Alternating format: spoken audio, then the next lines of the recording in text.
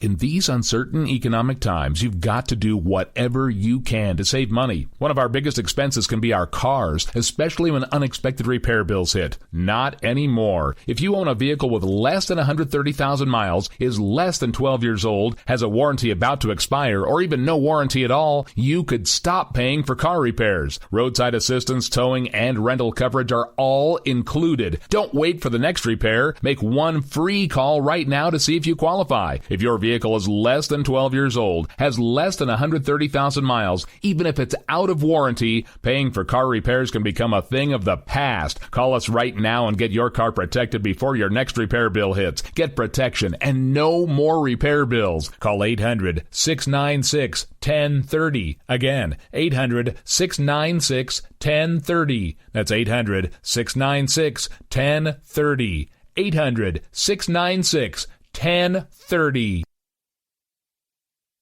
Joe had huge problems with the IRS. I knew it was coming. I hadn't filed taxes since 1990. All the IRS letters coming in added up to a nightmare. To get up to like $68,000, my heart started beating fast. It's like, there's no way, man. I mean, I ain't going to be able to do this. Then they stopped his paycheck. So that's when I started making phone calls and found U.S. Tax Shield. U.S. Tax Shield went to work immediately. They just took the bull by the horns. What blew my mind is he called the IRS right then and there. So why is U.S. Tax Shield A+ rated with the Better Business Bureau? Joe knows. They saved me a ridiculous amount of money. If you owe more than $10,000 to the IRS or state, choose the company Joe chose, U.S. Tax Shield. It was the best decision I made. U.S. Tax Shield is the way to go. Life is good. Thank you, Lord. Call 800-471-3287. U.S. Tax Shield. Boo-rah. Yes. 800-471-3287. 800-471-3287. The Internet will never be the same. You're listening to K98Talk.com. Whoa! Good God, y'all. What is it good for? Absolutely. Now get set again. I'm just so happy my father had a chance to see his kids before he passed. I just want to say thank you. When her father fell ill, the American Red Cross was able to help get Veronica's brother home from the Navy to speak to his father one last time. It's thanks to your donations that we can connect military families when they need it most. Please donate today at redcross.org. If you want to work until you keel over, have less of everything in retirement, or give back more of your hard-earned money to the stock market again, then just ignore me. But if you'd like to protect the money you save, receive a steady, predictable retirement income, and enjoy financial security for as long as you live, then listen to this. You can download a free report that reveals the wealth-building secrets Wall Street and the banks don't want you to know. You'll learn how you can get guaranteed growth, safety, and real prosperity without risking your money in the Wall Street casino, and how to get the money you need when you need it, simply by asking for it. This is the best way to have a 100% secure retirement and know your money will last as long as you do. To learn more about this method and to get your free report, go to 52security.com. That's the number 52security.com. 52security.com. Go to 52security.com. Hurt or injured in a car accident? It can be hard to take the proper legal action after a car accident, but waiting can cost you more. The law requires car accident victims to assert claims promptly. You could lose out by simply waiting. Call 800-709-4667 right now to see what your claim could be worth when handled by a skilled attorney. With a lawyer fighting and speaking up for you, you could be entitled to a big cash award. Call 800-709-4667. That's 800-709-4667. Now it's fast and easy to connect with the legal help you need after your car accident. Call 800-709-4667. The call is free, but you need to act now before time runs out on your claim. You need a lawyer to fight for you, protect you, and get you the compensation you need and deserve. Time's wasting. Call 800-709-4667. That's 800-709-4667. Call now. I considered suicide so I wouldn't put my family through all the pain. Many of our warriors are returning home from the battlefield, only to face a new war as they struggle with devastating injuries. At Wounded Warrior Project, we understand. We're there to help. Even though you think you're broken, you're not. It's the physical and the emotional healing that Wounded Warrior Project provides. With a gift of just $19 a month, you can join Wounded Warrior Project. You'll help provide critically needed programs and services that rebuild lives. Beautiful. There you go, buddy. The ongoing needs of our wounded and their families will continue for many years to come. Now is the time to show your support. Call now or go online with your gift of just $19 a month and we'll send you this Wounded Warrior Project blanket. It made me feel that there's people out there that care about us. After this event, we can finally maybe start to heal as a family and move forward. We need your help. The families are hurting. For many of our wounded heroes, the greatest casualty is being forgotten. That's why your gift of just $19 a month is so important. Please, call or go online right now.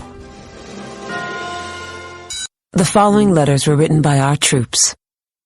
My dear fellow Americans, I truly appreciate your support. I was starting to wonder if people had forgotten about us over here. But then one of my buddies showed me this website. And now as tears are streaming down my face, I can see for sure that you haven't. Private Emily B., U.S. Army. It's so heartwarming to see the American people not letting the men and women of the armed forces be forgotten. Your letters make a group of grown men, battle-hardened and gruff, act like a bunch of kids around a Christmas tree. Thanks.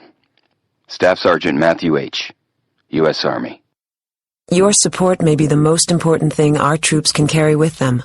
But don't take our word for it. Take theirs. To show your support, visit americasupportsyou.mil. Brought to you by the U.S. Department of Defense and the Ad Council. Millions of Americans every day are shedding unwanted pounds by taking tested and proven Ultra Lipo Stick. Carbohydrates are bad. Our carbo-fighting antioxidant is good. Just listen to these satisfied customers. My name is Gail, and I lost like 20 pounds on Ultra Lipo Stick. My name is Jared, and I lost 46 pounds using Ultra Lipo Stick. My name is Zach, and I actually gained weight. This stuff sucks! Ultra Lipo Stick is safe and easy to inject. Just 3 doses 4 times a day discreetly underneath your fingernail. Listen to this. I used Ultra Lipo Stick and suffered from side effects like uncontrollable greasy discharge. Ultra Lipo Stick, it turned the armpits of all of my shirts orange. This stuff is crap. Try it today and see some real results. Ultra Lipo Stick. Not available in stores. Results may vary. Zinc Media. Feel the power of knowledge.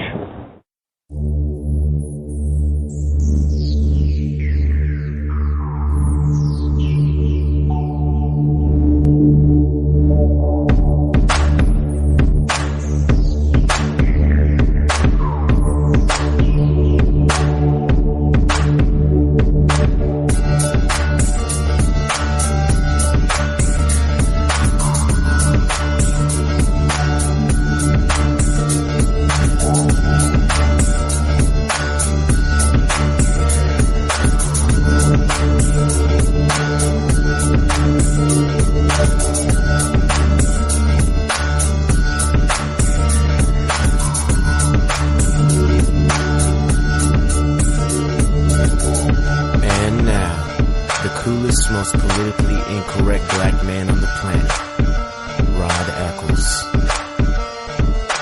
Well, hello, my fellow Americans. It is I, your lovable host, El Rod, coming to you live from my bunkerized home studio somewhere within the great granite state of New Hampshire, where the state motto is live free or die. It is not big government or bust. It is Wednesday, June the 3rd in the year of our Lord 2015. As we begin to roll along, we're just getting over the hump day and roll down into the weekend. Now, I don't know what is going on today, But the technology seems like it's been on the fritz. The internet and stuff like that. I don't know. All of my computers are slow, when it comes to Google or when it comes to Firefox. My phone was acting a little bit strange. In fact, the battery drained faster than it normally does. And I checked it's not running anything in the background, anything more than it. I don't know. Maybe it's just the planets are aligned in a certain way today, or what have you. But it's been a rather strange day for technology, and I've got backups going now, so bear with me because I don't know what's going to happen with the program tonight. As far as technology end is concerned, it's working on its own.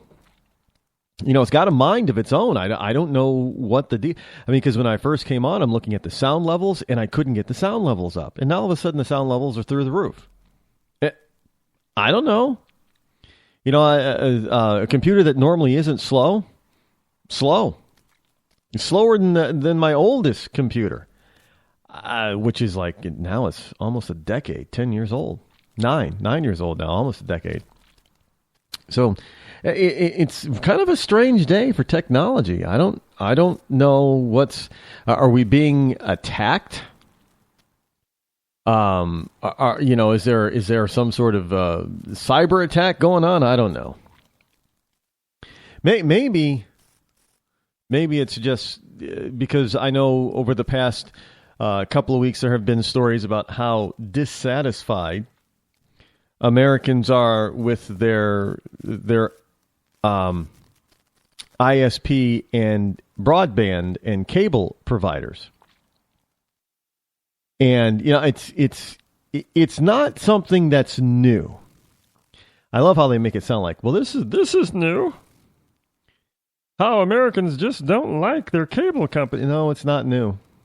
Sorry to hate to inform you, but it's not new. This has been, and look, the reason why they're in the position that they're in is because of government. Cable companies are basically a monopoly because of government allowing them to be, and actually fostering the monopoly. So, that is what it is. It is what it is. Hey, did you hear about this school cafeteria, school kitchen manager who got fired? And this is out in Denver.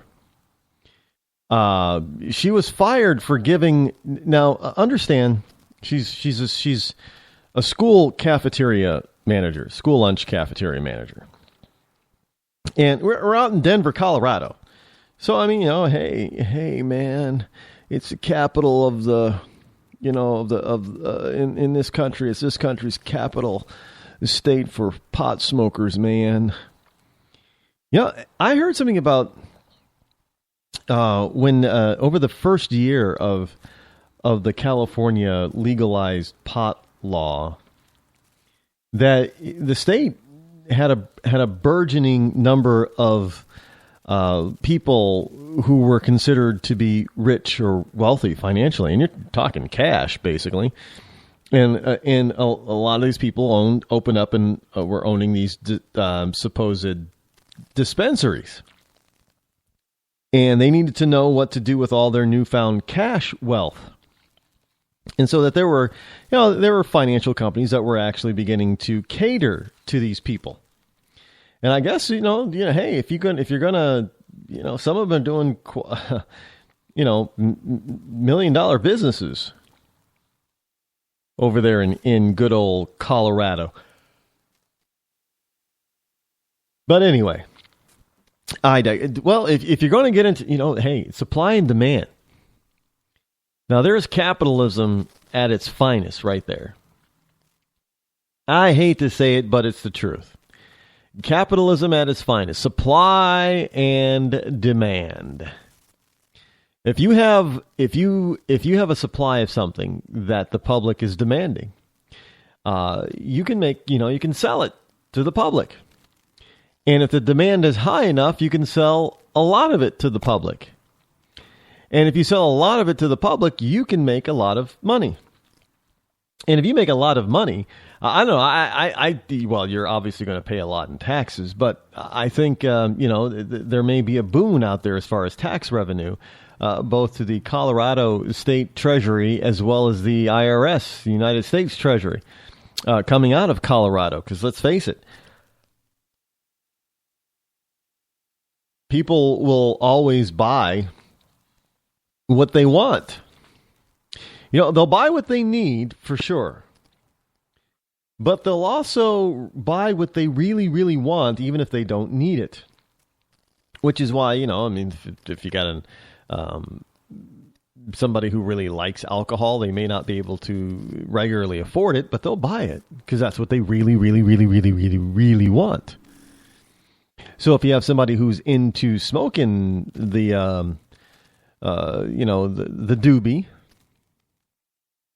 and they really, really want it, then they will buy it. And if you get enough people who really want it and will spend the money to buy it, then you can make a mint, or as they say, you can make bank. And that's exactly what they're doing now out in Colorado. Now, you can't really, blame people who, well, I suppose in certain instances you probably can blame them, but you can't really blame the entrepreneur for wanting to make a buck. They're simply supplying a product and service that people are demanding. And if people didn't want it, if they didn't seek it, then all of those dispensaries and pharmacies, if you will, out there in Colorado would go out of business. They wouldn't have any customers. Now, I know that there are people, they're thinking, well, we just can't legalize drugs, Rod. Well, yeah, we can. And let me explain to you why. Now, I know I've mentioned this before, but tonight I'm going to try to explain it. Look, marijuana, hemp.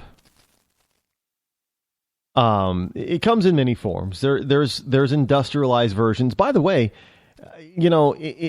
if you're concerned about people getting high on marijuana pot, then fine, I get it. But why make it all illegal? Why can't we have industrial hemp? It has a number of excellent uses. Canada found this out. So why not allow for industrial hemp? And the reason why marijuana and its cousins, hemp, are illegal have nothing to do with the drug effects of the plant, the weed. It was a naturally growing plant. It wasn't something that was regularly cultivated in the Americas. It's a weed. And it grew on its own, much like, wild artichokes. Grew on its own. Until somebody figured out, well, hey, we can cultivate this stuff. But the problem wasn't the mind altering and body altering aspects of the drug. This was put in place, this ban was fostered by and helped to be put in place by none other than William Randolph Hearst. Now, you have to understand that William Randolph Hearst, he was a big newspaper publisher. He owned a lot of big city newspapers all over the country. Back in the day when the newspaper was king as far as the media was concerned in the news, people turned to the newspaper. They wanted to know what the news was. They needed to know. They needed to be informed. It was the newspaper. And there was a lot of competition. And if you owned a newspaper, you were somebody. If you owned a bunch of newspapers, oh my God, you were really somebody. And William Randolph Hearst was definitely a somebody. Now, along with those newspapers, William Randolph Hearst also had timber and paper interest. In other words, He needed the mills, the paper mills, and the timber to produce the paper for his publications and newspapers across the country. But he also produced, paper for other companies as well.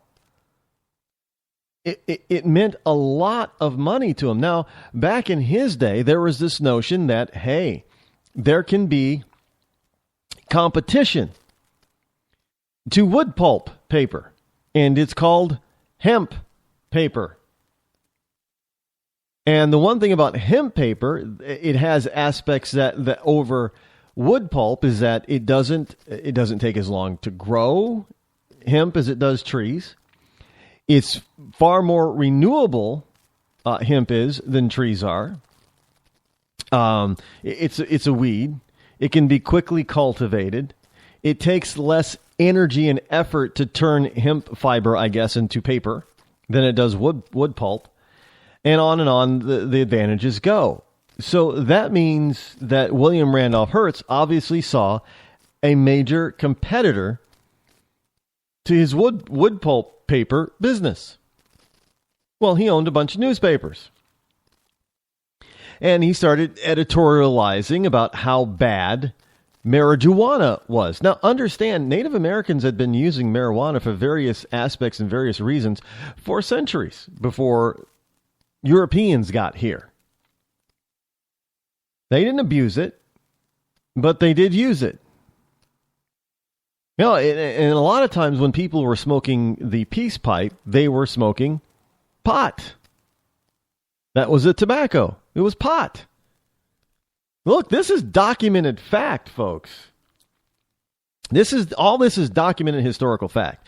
So you combine William Randolph Hearst with making wild accusations in the editorials about pot because he wants it banned so it doesn't pose a competition to his wood pulp industry, as well as needing to be able to control at that particular time the Native American population in wanting them to become more industrialized and more Western and more American and to leave their old cultures behind. And again, this is documented historical fact of what America tried, the federal government tried to do to the Native American Indians. Back in the late 1800s and early 1900s. In fact, you can look at some of the pictures and see where they actually tried to turn them, especially the children. They sent children, they were forbidden to speak in their native tongue. They were taught English. They had their hair cut and they were put in Western American type clothes. They looked like little boys and girls out of the big city. So this is what they were trying to do. And one of the things that they were trying also to do is to make it more difficult for Native Americans to be able to practice their traditions and their religions. And one of the things was also marijuana, peace pipe, tobacco. That's basically what it was. It was also used in certain rituals, in shamanistic rituals, and it was used in sometimes it was used in the sweat lodges that certain tribes used in practice. It wasn't abused by Native Americans, but it was used. So that had to be cut out. So we got to this point, and it's all the same around the same time as what? Alcohol was being looked at as being very, very bad. And we know what happened to that. We had a constitutional amendment that banned liquor in this country.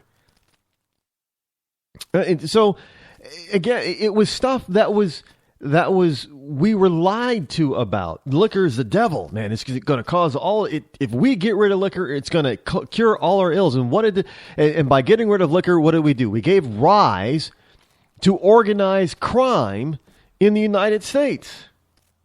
We made them rich and powerful. And this is exactly what we're doing with pot. It's no different. And now we're coming along where some states are saying, well, maybe we should just finally legalize this stuff. Why?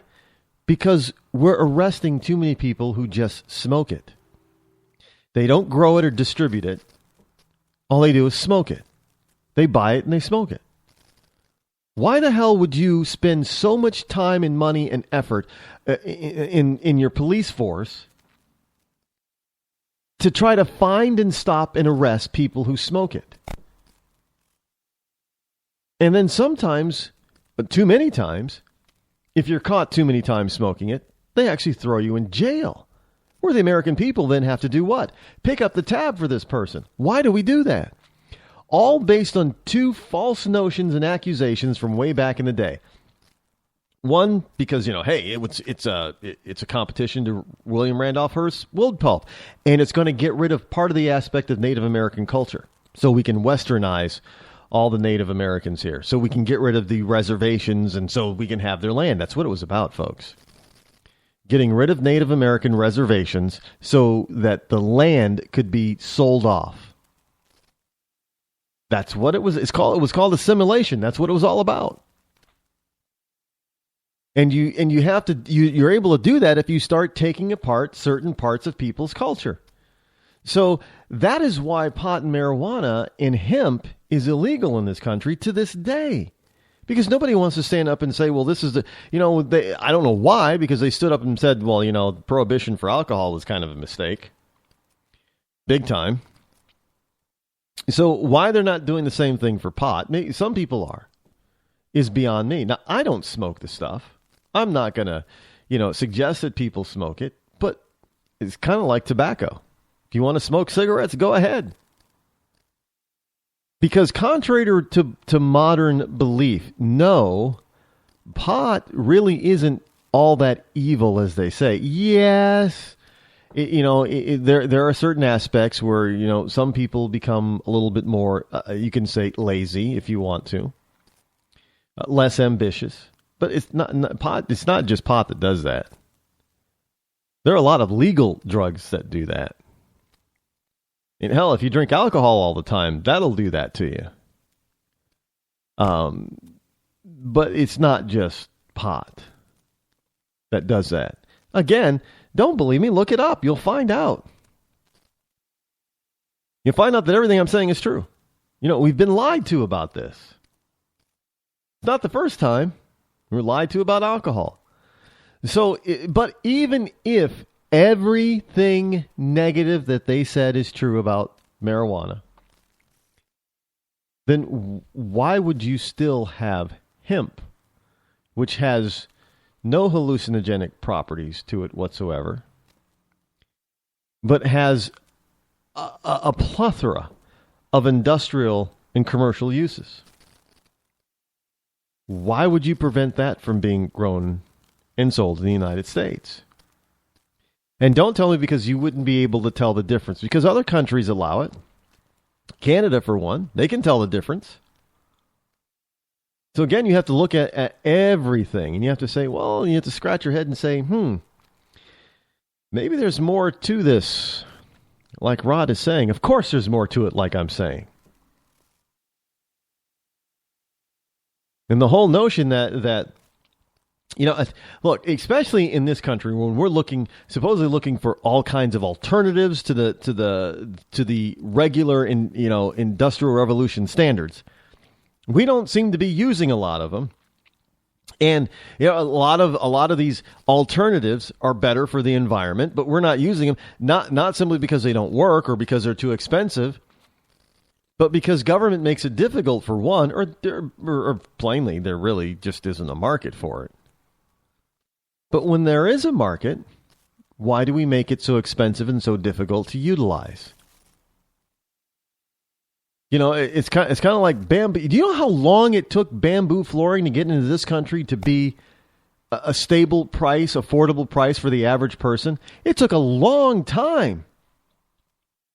And bamboo flooring is tough. And it's a good alternative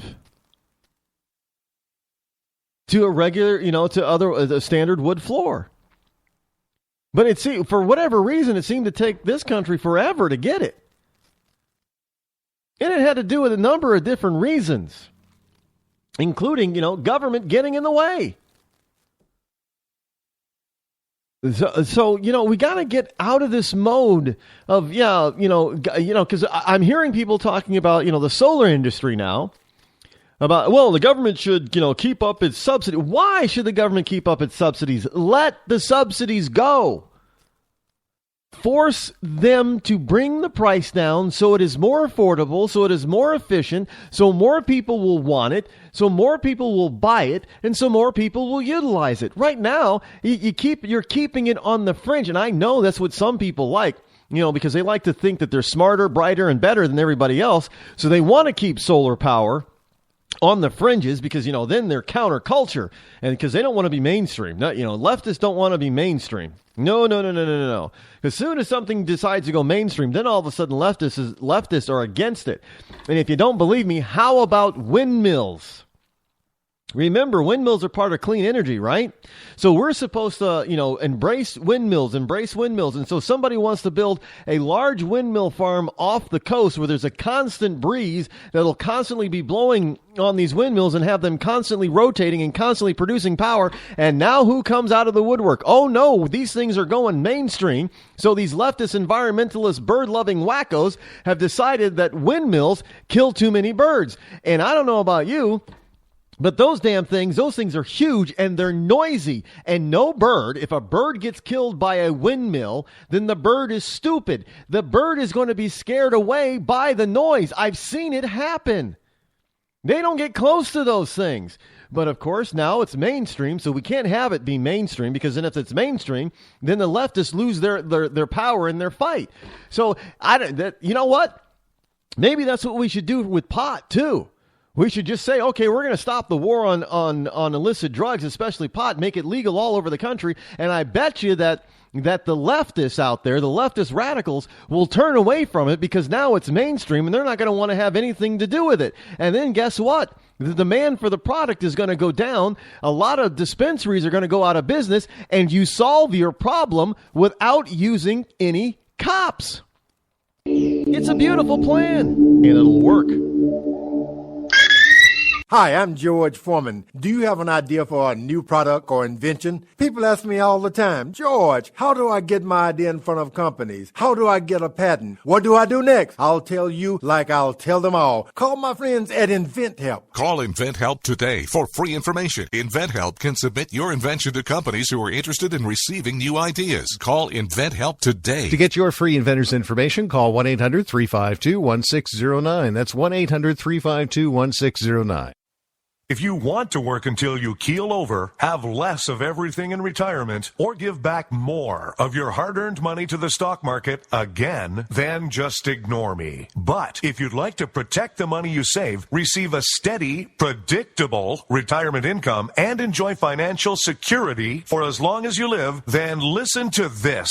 You can download a free report that reveals the wealth-building secrets Wall Street and the banks don't want you to know. You'll learn how you can get guaranteed growth, safety, and real prosperity without risking your money in the Wall Street casino, and how to get the money you need when you need it, simply by asking for it. This is the best way to have a 100% secure retirement and know your money will last as long as you do. To learn more about this method and to get your free report, go to 52security.com. That's the number 52security.com. 52security.com. Go to 52security.com. Hurt or injured in a car accident? It can be hard to take the proper legal action after a car accident, but waiting can cost you more. The law requires car accident victims to assert claims promptly. You could lose out by simply waiting. Call 800-709-4667 right now to see what your claim could be worth when handled by a skilled attorney. With a lawyer fighting and speaking up for you, you could be entitled to a big cash award. Call 800-709-4667. That's 800-709-4667. Now it's fast and easy to connect with the legal help you need after your car accident. Call 800-709-4667. The call is free, but you need to act now before time runs out on your claim. You need a lawyer to fight for you, protect you, and get you the compensation you need and deserve. Time's wasting. Call 800-709-4667. That's 800-709-4667. Call now. I considered suicide so I wouldn't put my family through all the pain. Many of our warriors are returning home from the battlefield, only to face a new war as they struggle with devastating injuries. At Wounded Warrior Project, we understand. We're there to help. Even though you think you're broken, you're not. It's the physical and the emotional healing that Wounded Warrior Project provides. With a gift of just $19 a month, you can join Wounded Warrior Project. You'll help provide critically needed programs and services that rebuild lives. Beautiful. Woo! There you go, buddy. The ongoing needs of our wounded and their families will continue for many years to come. Now is the time to show your support. Call now or go online with your gift of just $19 a month and we'll send you this Wounded Warrior Project blanket. It made me feel that there's people out there that care about us.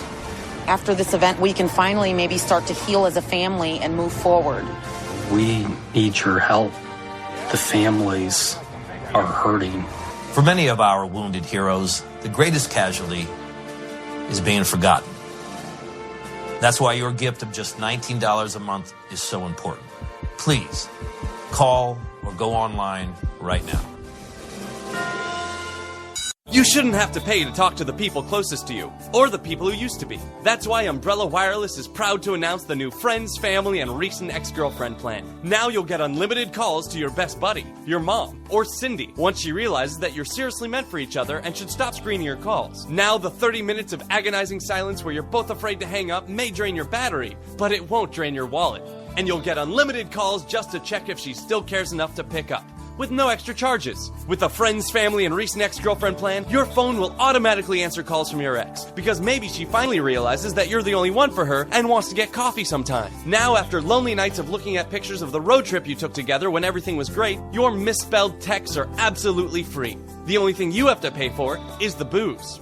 The Friends, Family, and Recent Ex-Girlfriend plan, because she wants you back. She just doesn't know it yet.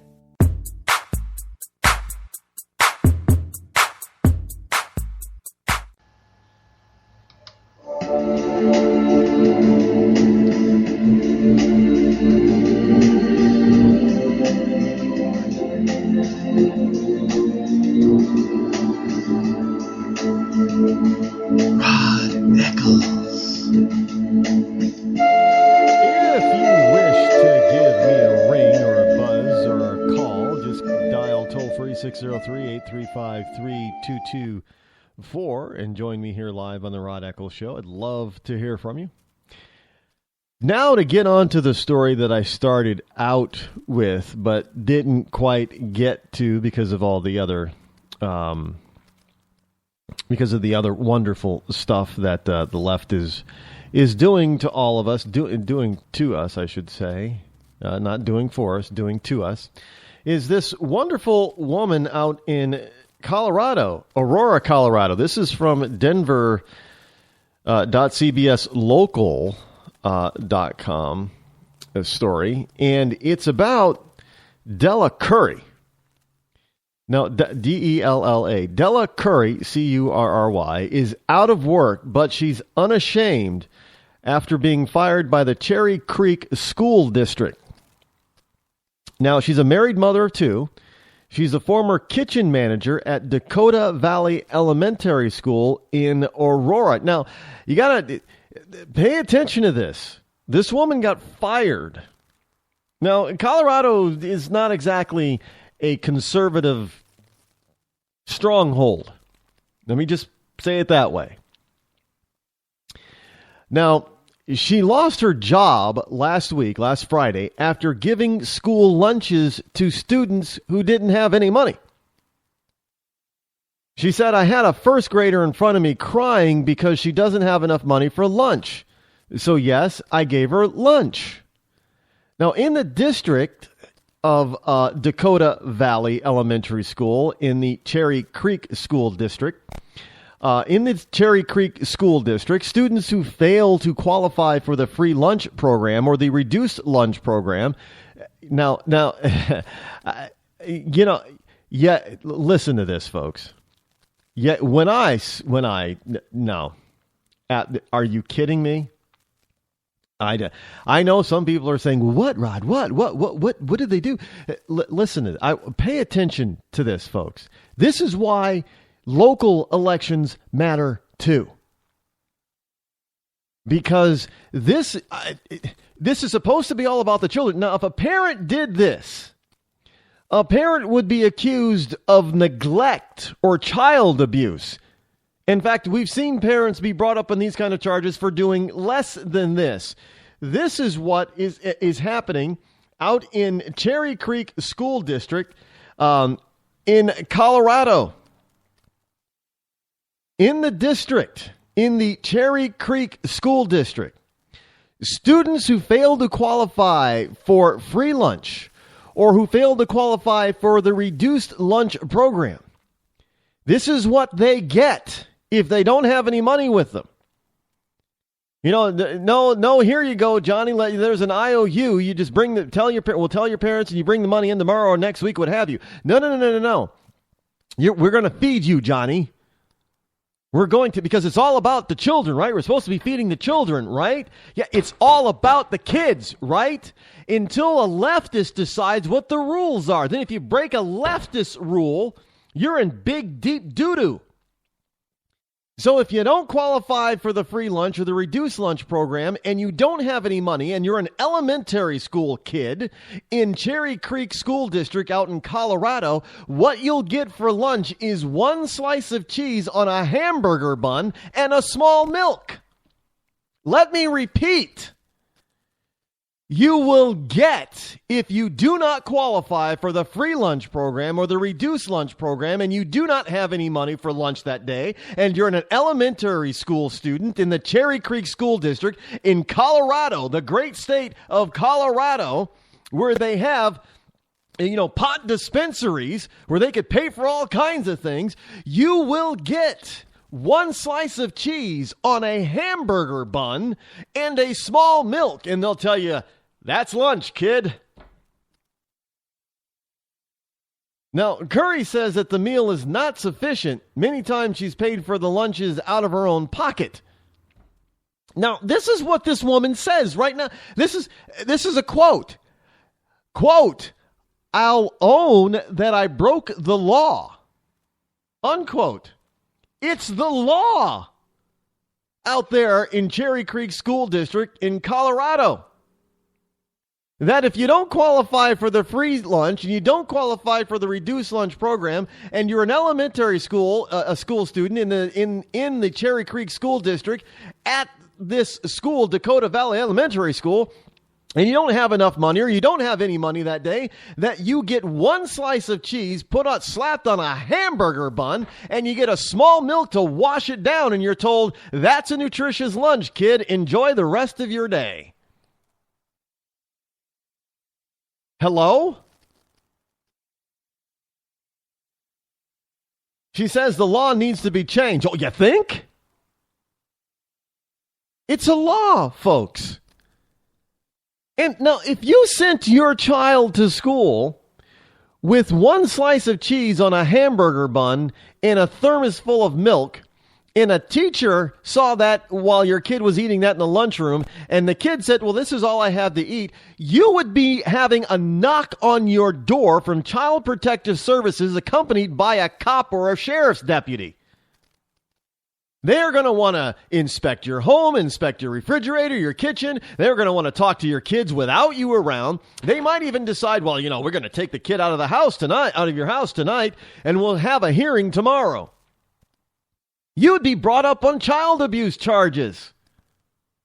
But the law in Colorado says, well, hey, if you send your kid to school with this kind of lunch, you're a neglectful parent. But if your kid loses his money, the bully takes his money, forgets his money, what have you, doesn't have enough for lunch, then this is the kind of lunch we're going to give him. And this is the law. But if you follow this law that we're following over here, well, you're going to be in trouble. But see, we made the law and the rule, so the school district can't be in trouble. So we can't be brought up on charges for child neglect and cruelty and all that kind of stuff. But, if you did that, yeah, you could be. Because, you're the parent, so you should be able to do better, right? Look, I'm telling you, folks, this is why local elections matter, because whoever Coloradoans elected put these rules and laws into place. They just didn't appear out of thin air. Somebody had to first establish and write the bill, and then they had to promote the bill, and they had to get enough people to agree with them to pass the bill, and then they had to get somebody to sign the bill into law. So, in order to do all that, they had to all be elected first. And if they weren't elected, they were appointed. Well, somebody who was elected had to appoint the people who did this. I mean, this is why elections at all levels matter. So to qualify for the free lunch program, a family of 4 would have to have a household income of around $31,000 or less. To qualify for a reduced lunch program, the threshold is between $31,000 and $45,000. Now, $45,000 and you get a reduced lunch program? And if your kid forgets his lunch money, you're going to just give him a slice of cheese? $45,000 a year gets you reduced lunch gets you put on the reduced lunch program. $45K in Colorado. Now, I don't know the cost of living out there, but outside of Celebrityvilles like probably Vail, I'm pretty sure places like Boulder and Denver are not on the same economic cost of living scale as, say, San Francisco, Boston, New York City, Miami, and Atlanta. Just saying. In Chicago. Those are expensive places where $45,000 is not a lot, but I'm going to say, in Colorado, $45,000 is a comfortable living. New York City and San Francisco, that you're a pauper at that level, but But $45,000 in Colorado gets you on the reduced lunch. $31,000. You know what $31,000 in a year breaks down? That's about $16. It's more than $16 an hour. That's more than minimum wage, folks, that they're proposing. Yeah, we got to have a minimum wage of $15 an hour. Well, hey, $15 an hour is still going to put you on the free lunch program list. Think about that for a second. They're proposing a minimum wage that isn't going to take people out of poverty. That's just a side note, folks. Just think about it. They're proposing a minimum wage that is not going to take people off of government assistance. Think about that. Because at $31,000, you're still going to qualify for the free lunch program, which is government assistance, at your local Colorado school. Now, Curry says the students that she's helped did not qualify for either program. Kids whose parents make too much money to qualify, but a lot of times they don't have enough money to eat, she said. She said, do something different than fire her. She's trying to help. Now, I would have to agree, but I would also happen to have to ask, well, $45,000. That means if you're making, you have to make more than $45K. So when you're not qualifying for either program, so why does your kid not have lunch money? That's a separate question. I agree. I'm not going to fault her for asking that one. But at the same time, I mean, we're talking Colorado here, folks. Colorado, if I'm not mistaken, it is the marijuana capital of the USA, right? Shouldn't they be taking all the proceeds that they're getting from taxing marijuana sales and just giving every kid a free lunch? I think they're making enough money off of that. I'm just saying. There's probably enough money to do it. Oh, no, because then they would, that would be spending the money on something reasonable, like they always say. No, instead they want to tax so-called rich people more so they can do this kind of program. And then still, not be able to fulfill everything that they promise. So that when a kid comes to school, I mean, why would you fire a lunch lady for helping out some kid who forgot his money or forgot his lunch and just couldn't afford it that day? Why would you fire And, you know, it's not like she's out there feeding the homeless illegally. She's in the lunch room. In the lunch room. In the school lunch room.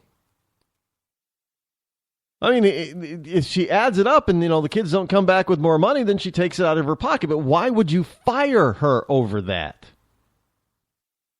For hell, look, we already, you know, we've been told over and over and over again that a kid can't study on an empty stomach. They're not a very good student on an empty stomach. So why would you send the kid back to the classroom all hungry? Think about it. You know, you claim that some kids are disciplinary problems anyway, but now you're gonna starve some other kids? Oh, Rod, they're not starving. Well, yeah. They're hungry. That's why we have lunch periods. So you're telling me that you know, this woman deserves to be fired because she fed some kids. She fed children. Now, I thought the schools were supposed to always be all about children. It's for the children. That's what I keep hearing. It's for the children. We have to do things for the children. It takes a village to raise a child. And so this woman is part of the village, and she gets fired.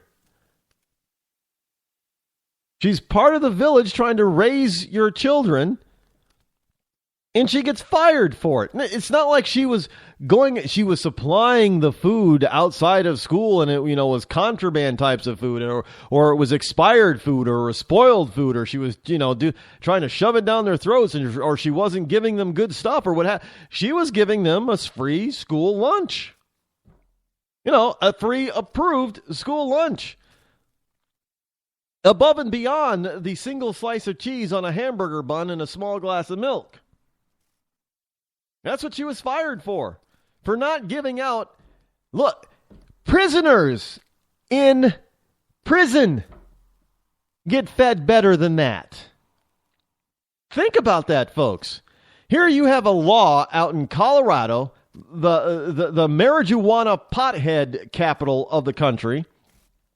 Yeah, hey. And if you smoke pot, you know, you're supposed to have the munchies all the time, right? After you come down off your high, you get very, very hungry. Well, I don't know any pothead that's going to be able to sustain himself with a slice of cheese and a hamburger bun. Well, the kids aren't potheads, right? Well, it doesn't matter. Maybe their parents are. Maybe they get a contact high or something, and they're, you know. And we always hear all this stuff about, you know, there are a lot of children in the United States, Rod, that the only good square meals that they get are when they're in school. So they get a good breakfast in school and they get a good lunch in school. And those are the only 2 square meals that they get during that day, because when they go home, there's nothing on the dinner table. And this is the reason why they want to try to keep kids after school and have dinner programs in some districts, because, you know, these kids aren't getting proper nutrition, Rod. They're not getting meals. And so this woman gives out a free meal above and beyond the legally stated single piece of cheese on a hamburger bun, and she gets fired. She gives the kids, the innocent children, a free lunch, which is better than the legal or lawful lunch that these kids are supposed to get, which is a lot worse than criminals get. You go to any jail and a criminal is going to get a better lunch than a single piece of cheese and a hamburger bun and a small milk. Are you kidding me? I bet you prisoners in Guantanamo Bay. Well, I know prisoners in Guantanamo Bay eat better than that because some of them are getting fat. They all put on weight and were looking a lot healthier than when they were captured on the battlefield. But hell, try doing that. Well, some of those kids, Rod, can afford to miss a meal. Well, that may be, but the whole point is that that's not how you do it. Yeah, there may be some kids who are a little obese or overweight or what have you, but that you don't get them to lose weight by starving them and by making them hungry and so hungry that they're jittery that they can't pay attention in class. Look, I know what it's like to be, when you're not prepared to be hungry and you're hungry. I mean, you don't really concentrate on anything else but trying to find some food. Plain that's just natural human instinct. But, so $31,000 a year gets you a free lunch, and $45,000 a year gets you a reduced lunch, and but if you make $46,000, your kid doesn't get anything except a single slice of cheese. And see, this is why all this stuff based on income is unfair, because what if you make $45,001 per year? You don't get the reduced lunch. But you obviously that $1 over a year is not going to make you wealthier than the person who's making $39,999 a year, or $44,000, whatever. Think about it. It's not like it's a hypothetical. That kind of crap happens all the time. Just a few dollars over the threshold. You don't qualify. What? So my $1 a week or $52 a year puts me over the limit. $50 of which, probably 20 of it's gone in taxes. And now this poor person has been relieved of her duties, so to speak, because she's feeding kids. So a parent there, Darnell Hill, says Curry had helped out his son when he forgot his lunch money. He said, "Do something different than fire her." She's trying to help people, so your kids can, even parents. Well, your kids shouldn't forget their lunch money, right? Look, parents forget. Have you ever walked out of your house and forgot your wallet or your purse? I've walked out of my house and forgotten my wallet. I've walked out of my house and forgotten my keys. And thankfully, I didn't lock myself out. There have been times when I have. I had to break it back into my own place in order to get my keys. No, because you can't drive a car without keys. So, and if your house keys are on your car key chain, then you're out of luck. So if you've never forgotten your keys and never forgotten your wallet, good on you. I am so happy for you. But the vast majority of people,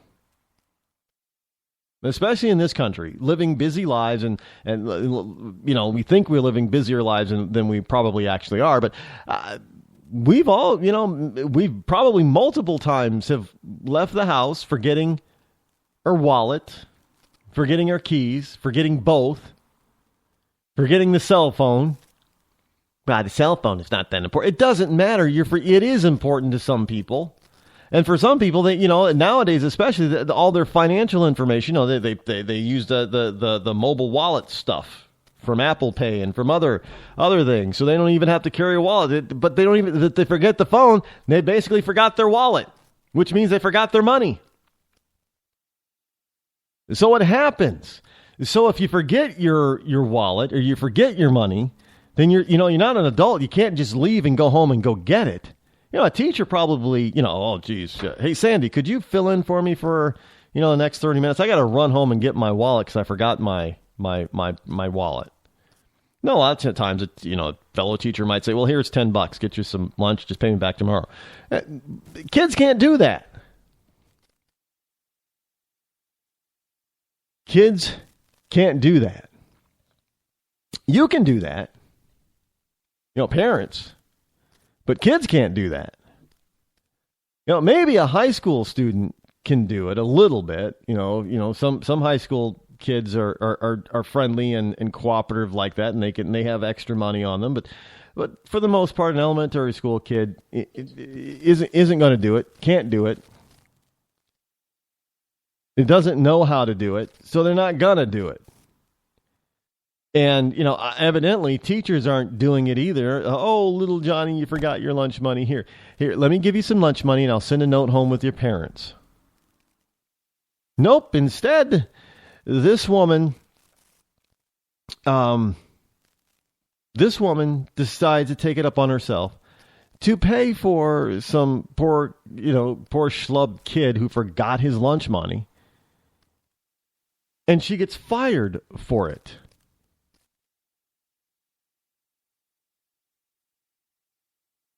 So how does that work and how does that happen? I don't know, but it happens. And it happens enough where it was noticed where she got canned. Fired, if you will. But we're supposed to be okay with that. Because why? Because, I don't know, kids don't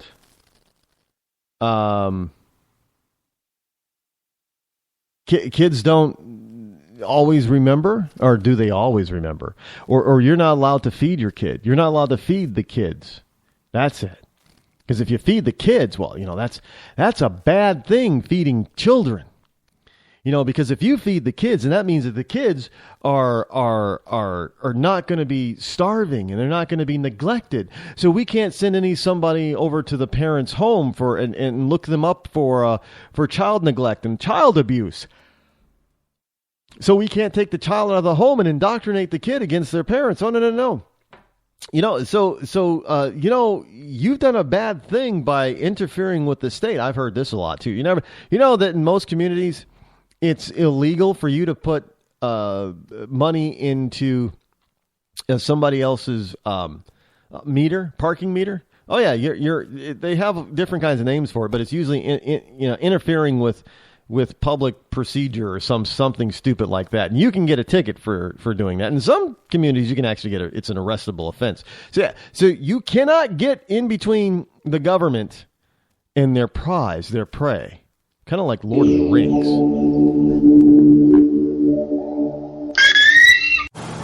I'm just so happy my father had a chance to see his kids before he passed. I just want to say thank you.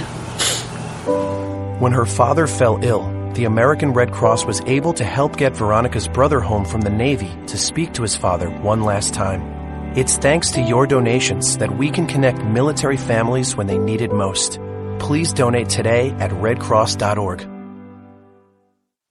If you want to work until you keel over, have less of everything in retirement, or give back more of your hard-earned money to the stock market again, then just ignore me. But if you'd like to protect the money you save, receive a steady, predictable retirement income, and enjoy financial security for as long as you live, then listen to this. You can download a free report that reveals the wealth-building secrets Wall Street and the banks don't want you to know. You'll learn how you can get guaranteed growth, safety, and real prosperity without risking your money in the Wall Street casino, and how to get the money you need when you need it, simply by asking for it. This is the best way to have a 100% secure retirement and know your money will last as long as you do. To learn more about this method and to get your free report, go to 52security.com. That's the number 52security.com. 52security.com. Go to 52security.com.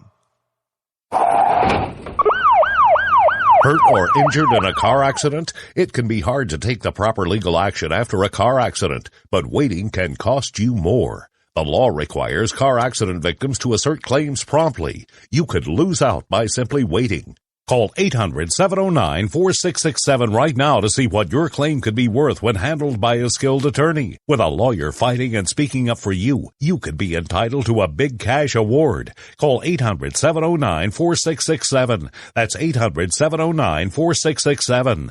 Now it's fast and easy to connect with the legal help you need after your car accident. Call 800-709-4667. The call is free, but you need to act now before time runs out on your claim. You need a lawyer to fight for you, protect you, and get you the compensation you need and deserve. Time's wasting. Call 800-709-4667. That's 800-709-4667. Call now. I considered suicide so I wouldn't put my family through all the pain. Many of our warriors are returning home from the battlefield, only to face a new war as they struggle with devastating injuries. At Wounded Warrior Project, we understand. We're there to help. Even though you think you're broken, you're not. It's the physical and the emotional healing that Wounded Warrior Project provides. With a gift of just $19 a month, you can join Wounded Warrior Project. You'll help provide critically needed programs and services that rebuild lives. Beautiful. There you go, buddy. The ongoing needs of our wounded and their families will continue for many years to come. Now is the time to show your support. Call now or go online with your gift of just $19 a month and we'll send you this Wounded Warrior Project blanket. It made me feel that there's people out there that care about us. After this event, we can finally maybe start to heal as a family and move forward. We need your help. The families are hurting. For many of our wounded heroes, the greatest casualty is being forgotten. That's why your gift of just $19 a month is so important. Please, call or go online right now.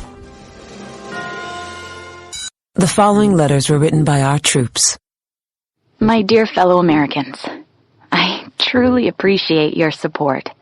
I was starting to wonder if people had forgotten about us over here. But then one of my buddies showed me this website. And now as tears are streaming down my face, I can see for sure that you haven't. Private Emily B., U.S. Army. It's so heartwarming to see the American people not letting the men and women of the armed forces be forgotten. Your letters make a group of grown men, battle-hardened and gruff, act like a bunch of kids around a Christmas tree. Thanks. Staff Sergeant Matthew H., U.S. Army. Your support may be the most important thing our troops can carry with them. But don't take our word for it. Take theirs. To show your support, visit americasupportsyou.mil. Brought to you by the U.S. Department of Defense and the Ad Council. Millions of Americans every day are shedding unwanted pounds by taking tested and proven ultra-lipo stick. Carbohydrates are bad. Our carbo-fighting antioxidant is good. Just listen to these satisfied customers. My name is Gail, and I lost like 20 pounds on Ultra Lipo Stick. My name is Jared, and I lost 46 pounds using Ultra Lipo Stick. My name is Zach, and I actually gained weight. This stuff sucks! Ultra Lipo Stick is safe and easy to inject. Just 3 doses 4 times a day discreetly underneath your fingernail. Listen to this. I used Ultra Lipo Stick and suffered from side effects like uncontrollable greasy discharge. Ultra Lipo Stick, it turned the armpits of all of my shirts orange. This stuff is crap. Try it today and see some real results. Ultra Lipo Stick. Not available in stores. Results may vary. Zinc Media. Feel the power of knowledge.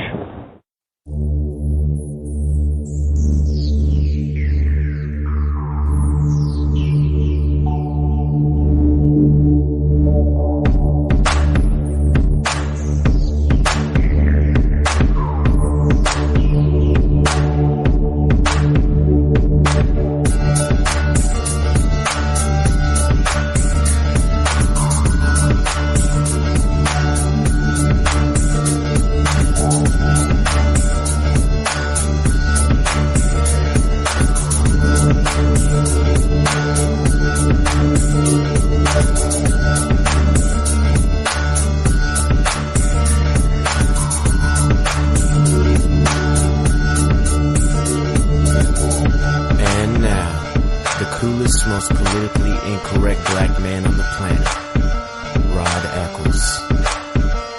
Well, hello, my fellow Americans. It is I, your lovable host, L. Rod, coming to you live from my bunkerized home studio somewhere within the great granite state of New Hampshire. where the state motto is, live free or die. It is not big government or bust, which is a good thing. I'm glad it's not big government or bust, because I wouldn't be able to handle big government in my state, my wonderful little, beautiful little state. Wouldn't want big government in my beautiful little state. Hopefully we'll never have big government in my beautiful little state.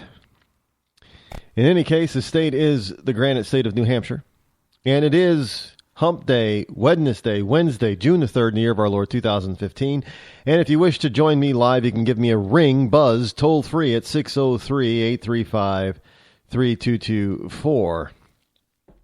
That is the number to call. You know, Sunday I did not get a chance to watch Game of Thrones, the latest episode. So, actually, yesterday, I got to watch episode 8 of the current season, season 5, I do believe we're on. And I watched it with great trepidation and great anticipation and with great expectation, because I have been told that this is where the storyline from the TV series begins to deviate from the books as written. Now, I, having not have read any of the books as of yet, wouldn't really know where the story deviates. But the story was kind of interesting in and of itself. And if you haven't seen episode 8, then I'm going to tell you this is a spoiler alert. Now, I'm not going to tell you the whole. Actually, I think they kind of screwed up, because this would have been an awesome season finale. This episode would have been an awesome season, which means that, the season finale that they have planned that they're going to show is just going to be, is going to blow your mind. I am damn sure of that now, because I'm like, what? Let's just say that they knew winter was coming, and that in some parts north of the Great Wall, winter's there. And, it's kind of interesting, because you look at the characters in Game of Thrones, and you can kind of see the same thing and same characters in real life today here in American politics. And I'm quite sure that if you looked at, other countries' politics, that the people in those countries could probably find some similarities in their politicians as well. And I'm not here to say that Game of Thrones. Well, it's although the author, I don't think the author is Brit. I've never heard the author speak. I'm not sure he's British or not. But it's a bunch of British people playing British parts in that, and what it's loosely based on. I think it's loosely based on England at some point in time, because you have certain other places, far off lands across the narrow sea, as they call it. Could be the English Channel, but the people across the narrow sea are they have an accent that would, and they look like that they would be akin to maybe being Spaniards, possibly Arabic, but. That type of look, Mediterranean. So, in this last episode, there's a lot going on with Sansa Stark. She learns something from Theon Greyjoy, Reek. She learns something about her family from him. Something important. Now, it's no coincidence or accident that this information is dropped in this episode. Because we have Jon Snow, who's really Jon Stark, who's now the Lord Commander of the Black Castle and the Night's Watch. And it's kind of interesting because he's now Lord of the, basically king, warden of whatever, of the Wall. Much like his half-brother, Robb, was King of the North and Lord of Winterfell. Family just sort of exudes leaders, doesn't it? And so you have, Sansa Stark, who's now coming to her own and is a full-fledged woman who is no longer a spoiled little girl. Let me just say, she's no longer a spoiled little girl. She is quite smart, quite astute. She still has a lot to learn, but she's learning fast and she's quite savvy. Now, she also realizes where she has power, where she doesn't. And she's learning very quickly that there are people that, they're just not nice and out to get her. So I really would not underestimate her. As with her little sister, Arya, who is now off learning other things. Because, again, Arya doesn't know that the rest of her, other siblings besides Jon are alive. She thinks her whole family's gone. So she's learning something different, something new. I've always said that Arya is going to someday, she's going to be training and she's going to grow up to be a badass. And you're not going to want to mess with her. I think she's going to become a very big, huge assassin. She's training for that right now. But the point I wanted to make about this is that you have all of these, the winter. They keep talking about winter. Winter is coming. And they're not just talking about the weather. They're, when people die north of the Wall now, you have to burn their bodies. Or else they will rise as zombies that are near impossible to kill again. And that these zombies will do whatever it takes, whatever they're told. And you saw this when they were basically ordered, to attack the wildlings' city or camp. And how they had to do it. They just jumped over a cliff and did it. And you have to ask, how do you defeat something that's already dead, that's nearly impossible to kill? How do you defeat people who just mindlessly and blindly follow whatever you tell them? That's the liberal cult right there. That is a representation of the liberal cult. Now, whether or not the author of the stories intended for that comparison, I don't know. But I can see the parallel, whether he intended it or not. You just, and in some people who have this, how can I put it, have this hard-on for a particular candidate who will not support another candidate if their candidate does not win the nomination, is pretty similar to these zombies, to these undead. And you have to ask, well, why do they do such a thing? Well, they do it because they think they believe something. They've been lied to. They've been told that, this is the way things are going to be. And they've been told that, this is just the way it is, man. This is the best way. Whether or not that is true is irrelevant. Because they're not gonna change their minds any more than the army of the dead is going to change their minds on their own.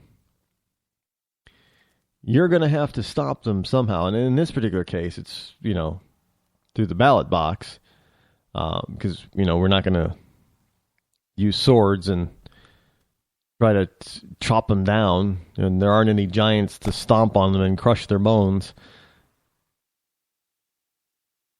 But sometimes I know some people wish that there were. But I really don't want to say too much more and trying to compare the real world with the program, because I know that there are people who haven't seen it yet, and I really do not want to spoil it for those people who have not. Even though I say spoiler alert, I am not a spoiler. I'm not going. And you know what? Unless it's the last episode and it's like 2 weeks after the last. If you haven't seen it 2 weeks after it airs, then all bets are off. But I'm not. I'll go back and talk and be a spoiler for the first 7 episodes, because you should have seen them already. Just saying. But if you haven't seen episode 8, get on it. And you'll see some of the comparisons that I'm talking about. Between art, if you will, and real life. Art often imitates life, as they say. There's another poll. CNN Politics poll. A poll from CNN. Bush is now more popular than El Presidente Obama. Yeah, I kid you not. Here's the story. President Barack Obama's job approval numbers are sinking as American attitudes about the nation's progress have taken a turn for the worst, according to a new CNN ORC poll. CNN. A majority of the public once again says things in the U.S. are going pretty badly, and disapproval of Obama's job performance has climbed back above 50%. The reality is it never really fell below, his disapproval rating never really fell below 50% once it was over. And so now they're, seeing people like, liberals are like CNN are trying to cover their collective arses, if you will. Because, hey, winter's coming for them too. According to the poll, in fact, former President George W. Bush is more popular than Obama right now. According to the poll, 52% of adults had a favorable impression, of George W. Bush, and a 43% unfavorable view. Now, when Bush left office in 2009, only about a third of Americans said that they had a positive opinion of him. There is that, the liberal media just kept pounding on Bush, George W. Bush. And since they haven't done it, because he's no longer in power, he's not in office, people have learned a little bit of the truth about what was going on, what was happening. Truth has come out, and they're saying, hey, it wasn't so bad after all. Especially after they see this guy in action. Now, this new poll presents a notable shift as Bush's overall favorability has remained well below 50% for much of his time as a presidential alumni. Overall, 47% say things in the country are going well. 52% say they are going badly. That's a reversal from March of this year when 53% said things were going well, the highest share to say so during Obama's presidency. The shift comes across partisan and demographic lines, of course it does, with no one group's opinions driving overall change. While it's dropped since April, going from a near even 48% to approve to 47% disapprove split to a negative tilting 52% disapprove to 45% approve, the rising disapproval ratings come across party lines from both men and women, from whites and non-whites. And the economy continues to be the public's top issue, with 22% choosing it as the most important out of the 8 that were tested. Fewer consider it the top issue now than it did last fall, however, when 30% called it the top problem.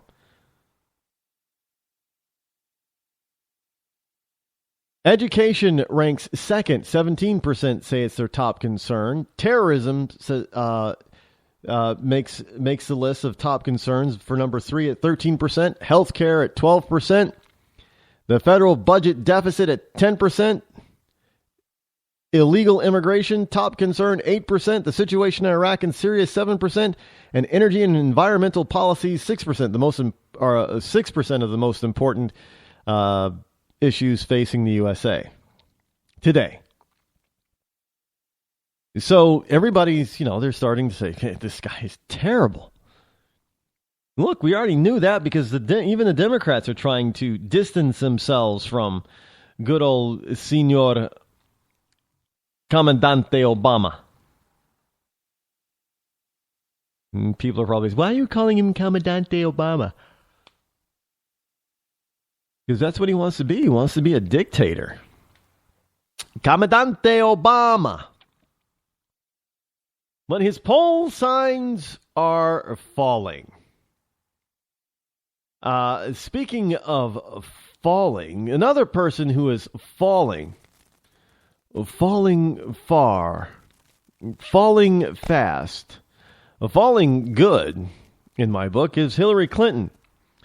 In fact, Hillary Clinton is out there proposing voter fraud. Allowing voter fraud. Yes, she is. Well, she didn't exactly say that. But here's the Newsmax.com story. Clinton to call for expanded early voting in all states. Yeah. That's akin to saying, yeah, we want more voter fraud. Hillary Clinton will call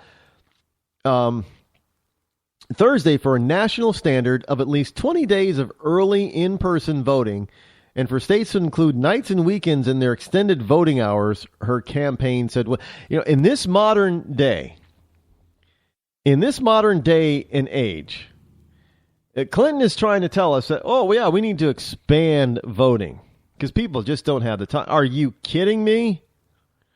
We needed to make it a national holiday. So everybody has a day off, and then you know what's going to happen. Nobody's going to bother to vote because they're all going to go on a 4-day weekend. Because everybody's going to take that Monday off, and they're going to be away. Nobody's going to vote. It's not going to change.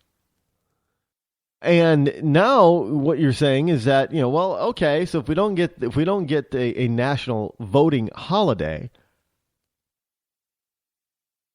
how about we just extend, voting day into days, 20 days. Call it early voting. Yes, vote early, vote often.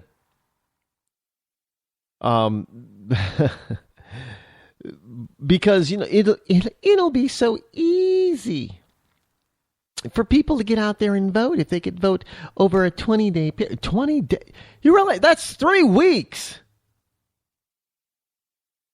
She's proposing a 3-week, in this day and age, in this modern country, Hillary Clinton is going to call for a Banana Republic-style voting system that takes 3 weeks.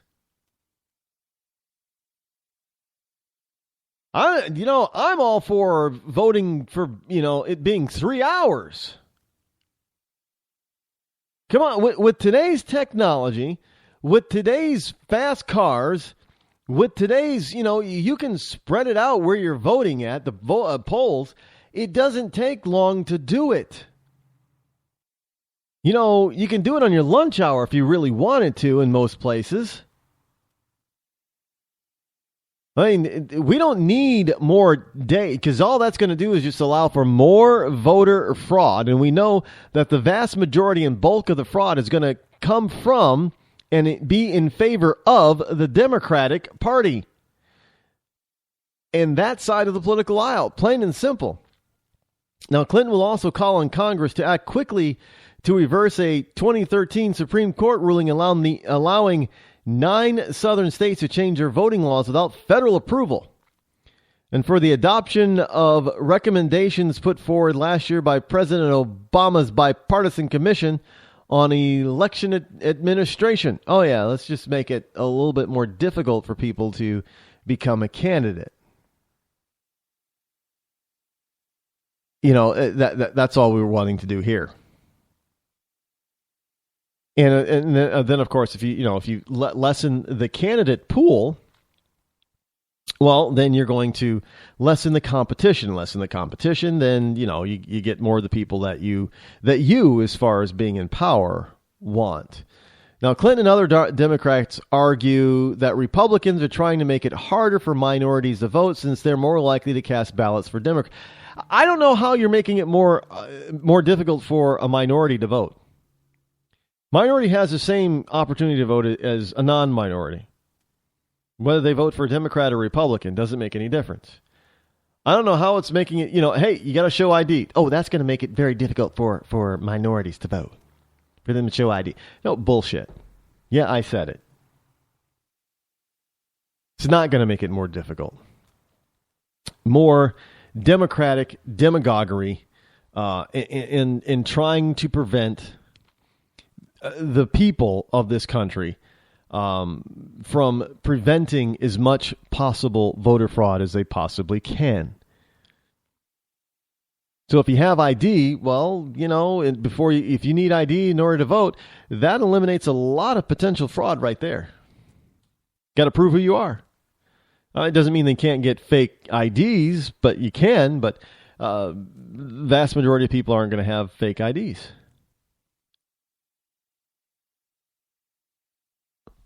And so many other things. Why are blacks and other minorities that slow that they got to take 3 weeks in order to vote? Oh, that sounds a little bit racist to me. Don't you think? Hey, are you basically what Hillary and the Democrats are saying is, either you blacks are too slow or you're too stupid to know who to vote for in one day, that it's going to take you 3 weeks in order to figure that out. Really, think about it. Republicans calling you that stupid? Nope, just Democrats. Hi, I'm George Foreman. Do you have an idea for a new product or invention? People ask me all the time, George, how do I get my idea in front of companies? How do I get a patent? What do I do next? I'll tell you like I'll tell them all. Call my friends at InventHelp. Call InventHelp today for free information. InventHelp can submit your invention to companies who are interested in receiving new ideas. Call InventHelp today. To get your free inventor's information, call 1-800-352-1609. That's 1-800-352-1609. If you want to work until you keel over, have less of everything in retirement, or give back more of your hard-earned money to the stock market again, then just ignore me. But if you'd like to protect the money you save, receive a steady, predictable retirement income, and enjoy financial security for as long as you live, then listen to this. You can download a free report that reveals the wealth-building secrets Wall Street and the banks don't want you to know. You'll learn how you can get guaranteed growth, safety, and real prosperity without risking your money in the Wall Street casino, and how to get the money you need when you need it, simply by asking for it. This is the best way to have a 100% secure retirement and know your money will last as long as you do. To learn more about this method and to get your free report, go to 52security.com. That's the number 52security.com. 52security.com. Go to 52security.com. Hurt or injured in a car accident? It can be hard to take the proper legal action after a car accident, but waiting can cost you more. The law requires car accident victims to assert claims promptly. You could lose out by simply waiting. Call 800-709-4667 right now to see what your claim could be worth when handled by a skilled attorney. With a lawyer fighting and speaking up for you, you could be entitled to a big cash award. Call 800-709-4667. That's 800-709-4667. Now it's fast and easy to connect with the legal help you need after your car accident. Call 800-709-4667. The call is free, but you need to act now before time runs out on your claim. You need a lawyer to fight for you, protect you, and get you the compensation you need and deserve. Time's wasting. Call 800-709-4667. That's 800-709-4667. Call now. I considered suicide so I wouldn't put my family through all the pain. Many of our warriors are returning home from the battlefield, only to face a new war as they struggle with devastating injuries. At Wounded Warrior Project, we understand. We're there to help. Even though you think you're broken, you're not. It's the physical and the emotional healing that Wounded Warrior Project provides. With a gift of just $19 a month, you can join Wounded Warrior Project. You'll help provide critically needed programs and services that rebuild lives. Beautiful. There you go, buddy. The ongoing needs of our wounded and their families will continue for many years to come.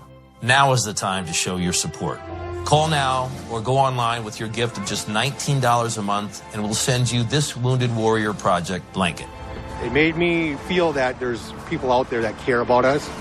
After this event, we can finally maybe start to heal as a family and move forward. We need your help. The families are hurting. For many of our wounded heroes, the greatest casualty is being forgotten. That's why your gift of just $19 a month is so important. Please call or go online right now. You shouldn't have to pay to talk to the people closest to you, or the people who used to be. That's why Umbrella Wireless is proud to announce the new Friends, Family, and Recent Ex-Girlfriend plan. Now you'll get unlimited calls to your best buddy, your mom, or Cindy, once she realizes that you're seriously meant for each other and should stop screening your calls. Now the 30 minutes of agonizing silence where you're both afraid to hang up may drain your battery, but it won't drain your wallet. And you'll get unlimited calls just to check if she still cares enough to pick up, with no extra charges. With the Friends, Family, and Recent Ex-Girlfriend plan, your phone will automatically answer calls from your ex, because maybe she finally realizes that you're the only one for her and wants to get coffee sometime. Now, after lonely nights of looking at pictures of the road trip you took together when everything was great, your misspelled texts are absolutely free. The only thing you have to pay for is the booze. The Friends, Family, and Recent Ex-Girlfriend plan, because she wants you back. She just doesn't know it yet.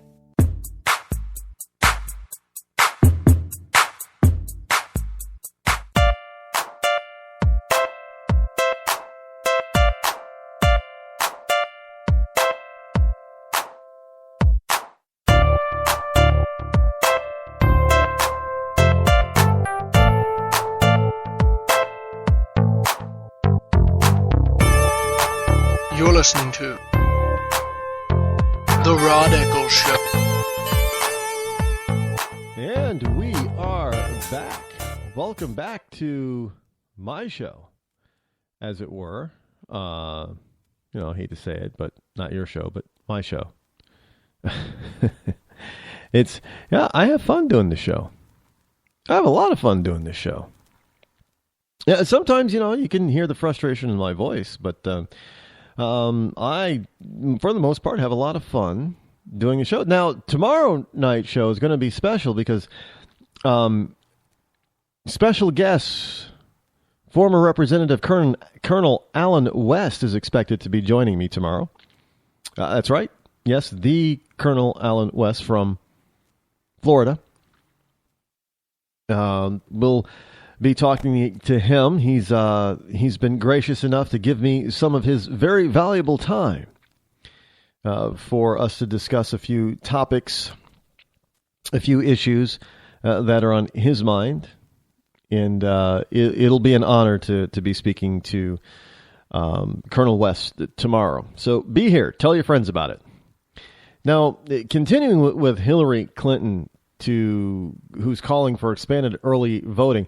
One of the things I find interesting is that, well, in her speech tomorrow, she's expected to call out Republican efforts to rein, basically to cut back on early voting. And she's going to talk about, bring out steps that were taken in the states of North Carolina, Texas, and Wisconsin. She says it's creating more obstacles for some people to vote. Now, she'll note that early voting can help alleviate long lines at the polls, an issue that's been particularly problematic in Florida in recent events. About 20 million voters took advantage of early voting in 2014. 14 states do not allow voting in any form. Now, Clinton's speech comes after her campaign's top lawyer filed lawsuits challenging voting laws in Ohio and Wisconsin on behalf of Democratic votes, or groups. So basically, my question is that Hillary's saying that Democrats are too stupid to be able to figure out how to vote on voting day. Well, you can't really, figure it out any other way than that.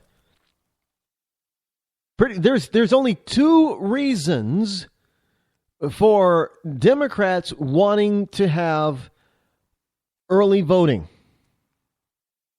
And the two reasons are either because it's easier to commit voter fraud, or they're just too stupid to figure out how to vote on one day like everybody else. Now, these long lines, well, that's having early voting isn't going to alleviate long lines in Florida, but, making sure that everybody who's in line gets the opportunity to vote is good, but people need to get out early. Don't wait till the last half hour or so. Have more polling places then. You don't vote longer, you just have more polling places. That seems to make more sense to me. If you have a district of 100,000 people, well, instead of having 3 polling places, how about having 10? No, that might make things a little bit easier and the lines a little bit smaller, yes? No, it's just common sense to me. It's not common sense to say, well, yeah, we just need to have more days that we can vote. So basically what you're saying is that you just want more opportunity to commit voter fraud. That's all you're saying. I get it. A lot of people get it. But I'm not for it. And I'm not for it simply because I do get it. You want to be able to make it a little bit easier to commit some voter fraud out there, because Democrats like to cheat. And look, this has been factual. This has been proven in courts of law that Democrats really out-cheat Republicans. They do. And nobody should cheat, to tell you the truth. Just be honest about it, because it's not fair to cheat. But, it robs the American people of their choice. It's not about just you or me. It's about the entire country. I know, and sometimes the country gets it wrong, but, it's the country's right to get it wrong, if you know what I mean. And we shouldn't have people out there who are trying to game the system or trying to force something on the people when the people don't want it. I could never understand that. All it really is about it's not about serving the people. It's nothing more than about power, plain and simple. That's all it's really about. It's about the power and having a little bit of power and putting that power in my hands where I can twist it and mold it and make it into mine. And then with that power that I have twisted and molded and made mine, I can get you to do anything I want because I have the power. And that's what it's all about. It's simply about power. not about anything. It's not about serving you. It's not about serving the American people. It's about ruling over you and making, look, and people putting their own stamp of approval on government politics or policy by making up their own rules and regulations or laws and getting them passed. That's what it's all about. Hey, Obamacare sticker shock is coming. And now this is CNN money, by the way. And now all of a sudden, people are caring about this. Look, I'm not even, well, yeah, I am. I'm going to say it. I told you that this was going to happen. I told you. There, I said it. I told you. Obamacare sticker shock. Big rate hikes proposed for 2016. In Florida alone, United Healthcare is looking for an 18% increase. In Texas, Humana is looking for a 30% increase. Oh, by the way, just as a side note, for all you Apple people out there who liked Macs and Apple products because they're not the butt of virus attacks and such, well, those days are over. There's evidently a new nasty computer bug out there that attacks Apple computers. Not PCs, but look, told you that was going to happen too, especially when Steve Jobs died. Yeah, that was going to, he probably paid off all the people who, a lot of the people who wrote bug. I can't prove it, but I wouldn't put it past me that if he did that in order to keep people out of Mac, but Mac computers, Apple computers. But it seems like now there is this big bug out there that's attacking Mac computers. So if you have a Mac computer, I would be wary of where you go and what you download. Just saying, as a public service announcement from yours truly. But anyway, back to the Obamacare sticker shock. Many insurers want to substantially hike rates on Obamacare policies for 2016. Yeah, we knew this was coming, folks. And we knew it wasn't going to be pretty. And those of us who were railing against Obamacare's passage told everybody that this type of thing was going to happen. It wasn't going to, if it was going to be cheap, it wasn't going to be cheap at all for very long. And it's not cheap, and it's getting less cheap as the years go by. We're only heading into year 3 of this thing. And, we've seen massive hikes already before this one. And now comes another one. Many are proposing double-digit premium increases for individual policies, with some companies looking to boost rates more than 60%, according to a list posted Monday by the Federal Centers for Medicare and Medicaid Services. In Florida, for instance, United Healthcare wants to raise the rates of plans sold on the Obamacare exchange by an average of 18%. Now, the exchanges are not cheap already. They're not cheap. And well, yeah, Rod, but some people get subsidies. Well, that's a bunch of BS, too, because the taxpayer is still picking up the rest of the tab. Individual policies available outside the exchange, though, through United Healthcare or through a broker would go up by 31% on average, with hikes as high as 60% for certain plans in certain locations. In Texas, insurer Scott & White is looking for a 32% increase for exchange-based plans, while Humana is asking for a 30% boost for its exclusive provider organization policies, which generally cover only in-network services. Now, insurers say they want to hike rates because enrollees are going to the doctor. Get this part. Insurers say they want to hike rates because enrollees are going to the doctor, getting lab work, and filling prescriptions more than they had originally anticipated. I told you that was also going to happen. But no, nobody bothers listening to all the conservative pundits who are calling it as we saw it, and we called it accurately, by the way.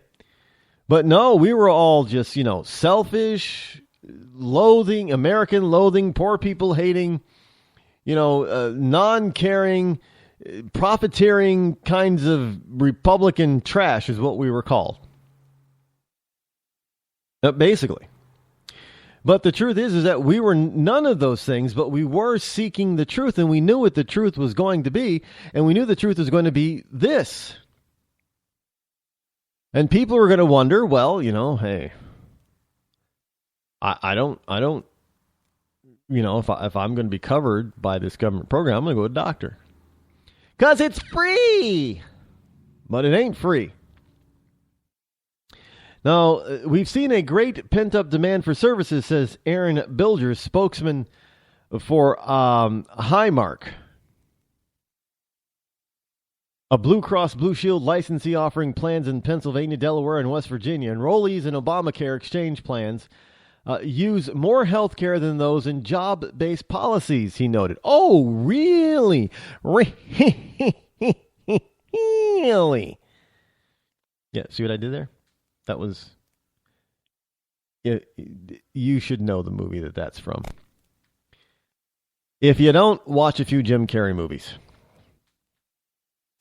But basically, let me read that statement again. This is from money.cnn.com. We've seen a great pent-up demand for services, said Aaron Bilger, spokesman for Highmark, a Blue Cross Blue Shield licensee offering plans in Pennsylvania, Delaware, and West Virginia. Enrollees, he says, in Obamacare exchange plans. Enrollees in Obamacare exchange plans. Enrollees in Obamacare exchange plans use more health care services than those in job-based policies. I also told you way back then in 2009, 2010 that people were going to abuse the system. That they were going to go to the doctor. If they didn't have to pay out of their pocket, which is the whole point of Obamacare in the first place, then they were going to go to the doctor when they really didn't need to. This wasn't going to cut back on emergency room visits. This wasn't going to cut back on unnecessary doctor visits. This wasn't going to cut back on all of these unnecessary procedures and tests. In fact, it's only increased, and it increased exactly the way I said it was going to increase and why it was going to increase. And now here we've got the proof. All that stuff is increasing.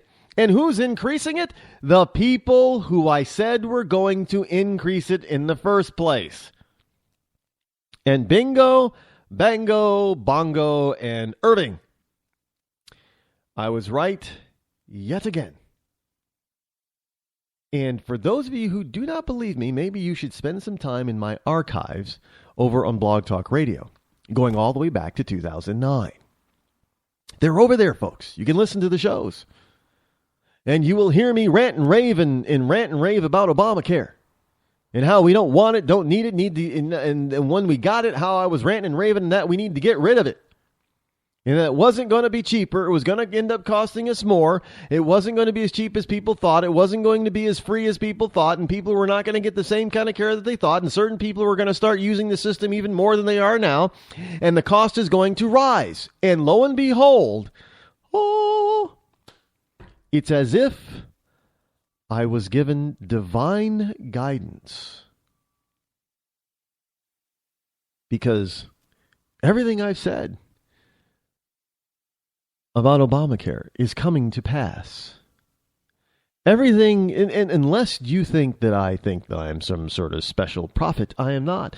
I am just a thinking man. I think logically.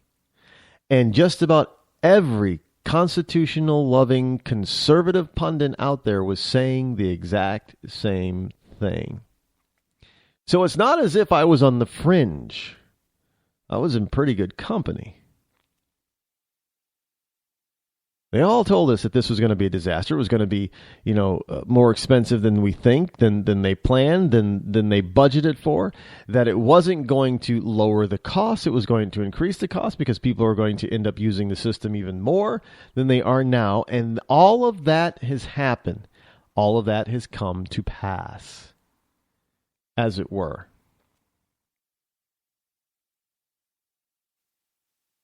Now, insurers submitted their proposed rate hikes for individual policies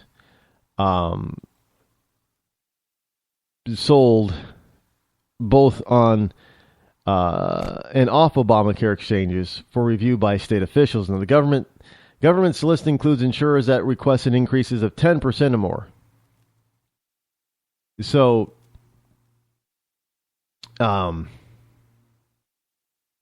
if insurance can opt to offer plans, insurers can opt to offer plans on the exchanges directly or via both methods, but policies with similar coverage must be priced the same.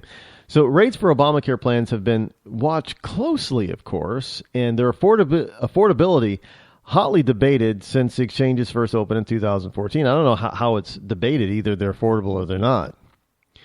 Insurance had a tough time setting rates in the first 2 years because they didn't have a lot of data on how much customers would visit the doctor. Now they can base their prices on actual usage.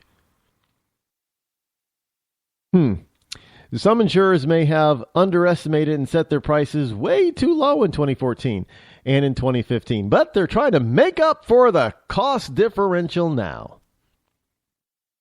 Because, they don't want to be stuck with the bill all the time, paying out of pocket. And in a way, I think they're trying to reverse this trend by saying, well, this is what it really cost. Because a lot of insurance companies, jumped on board of this single payer Obamacare thing. They kind of liked it. They thought it was going to be the way to go. And that they would save themselves and their industry, that if they went along with Obama, not fully paying attention to the notion and the fact that Obama was trying to raise and destroy their industry so he could pick it up out of the ashes and take care of it via the government.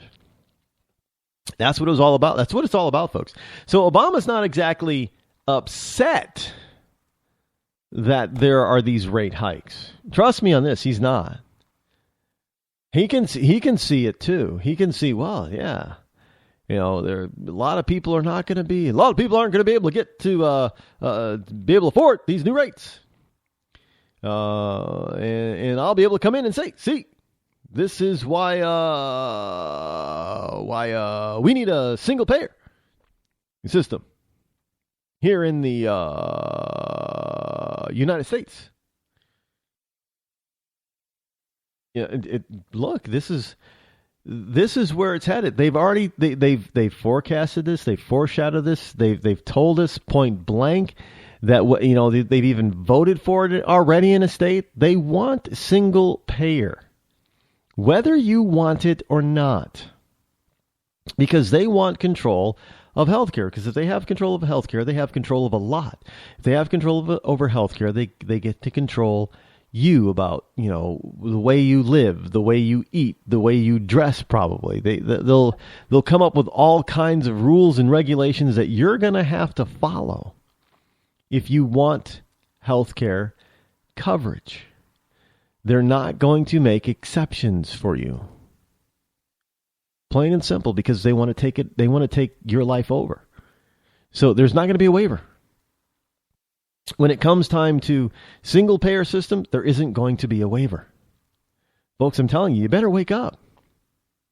You better start pressing your senators and representatives to repeal this crap, to defund this crap, because it's going to drain your wallet.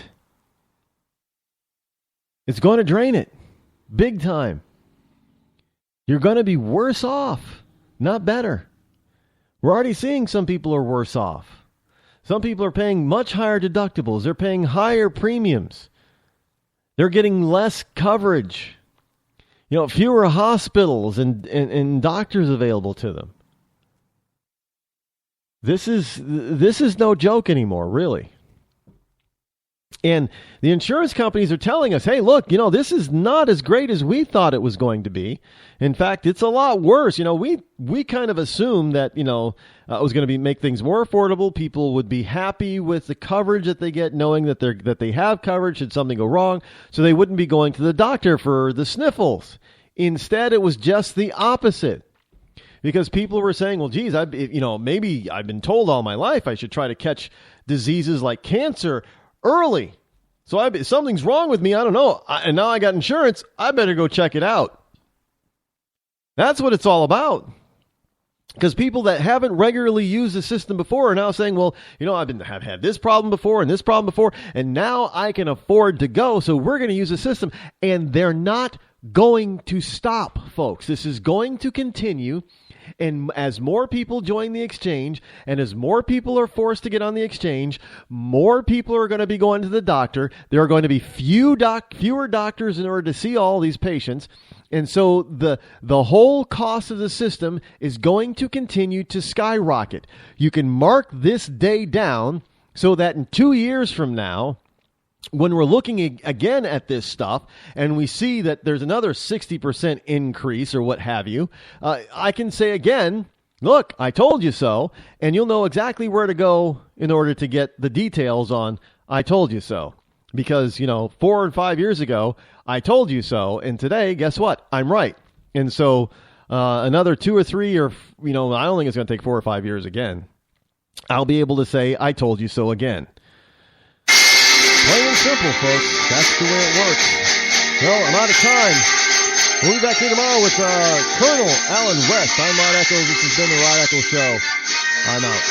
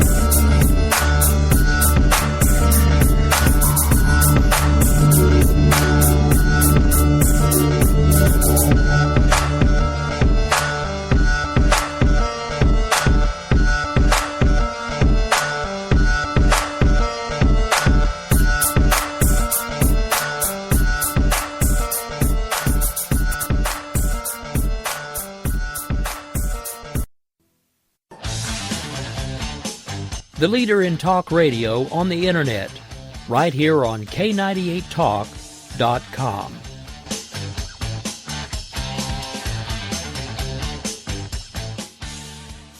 When our water heater broke down last month, it was a nightmare. It took 5 hours for the plumber to show up, and he charged us a couple of $100 just to come out. And then it cost another $1,800 to put in the new water heater. By the time it was all said and done, I felt like I'd been taken. But what else could I do? The smartest thing you can do is get a home warranty from American Residential Warranty. Their home warranties pay to repair or replace all your major appliances when they break, and they will break, and at the worst possible time. Call American Residential Warranty right now for free information on home warranties starting at just pennies a day. Don't wait for your refrigerator to stop running or your ceiling fans to stop turning. Call American Residential Warranty right now. Ask how you can save up to 50% on washer and dryer coverage. Just call 1-800-513-6154. That's 1-800-513-6154. Again, 1-800-513-6154. Call now.